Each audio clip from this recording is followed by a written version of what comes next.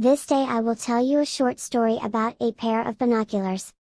I hope you can enjoy it and you can learn some of a moral in this story. Let's start the story.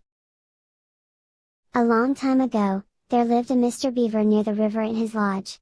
He decided to go sightseeing by the river one day. He went to the river bank that morning with his binoculars.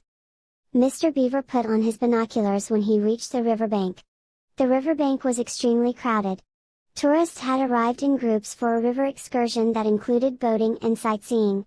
The riverbank was popular for boating, and everyone enjoyed seeing the magnificent tree on the other side of the river. Mr. Beaver has also come to view the magnificent tree through his binoculars.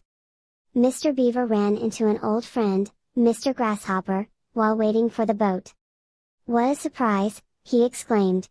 When Mr. Grasshopper looked up, he saw Mr. Beaver dressed in a waistcoat and jacket, with a strange-looking popped-out spectacles.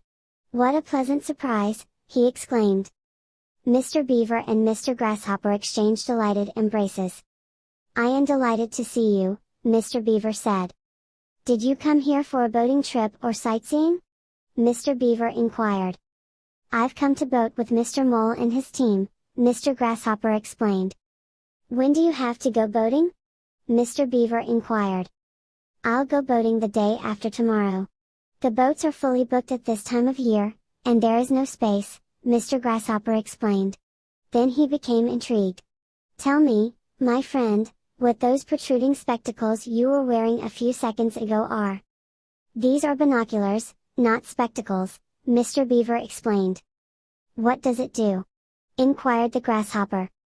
"A binocular is a device that allows us to see distant objects," Mr. Beaver explained.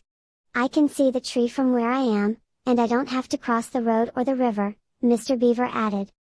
"What could be so wonderful about a binocular?" wondered the inquisitive grasshopper. He asked Mr. Beaver if he could borrow his binoculars to see the tree across the street. Mr. Beaver agreed, but explained that he would need to make a few adjustments in order to see the tree through a binocular.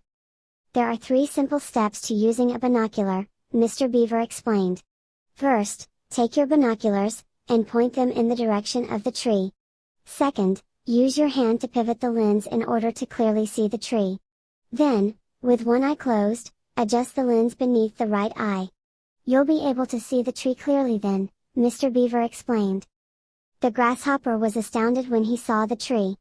He was taken aback by the tree's close proximity to him. He yelled in delight and dashed over to Mr. Beaver. "This binocular of yours is truly a marvel," Mr. Grasshopper said to Mr. Beaver. Mr. Beaver smiled as they approached the group on the riverbank. "Where did you get them?"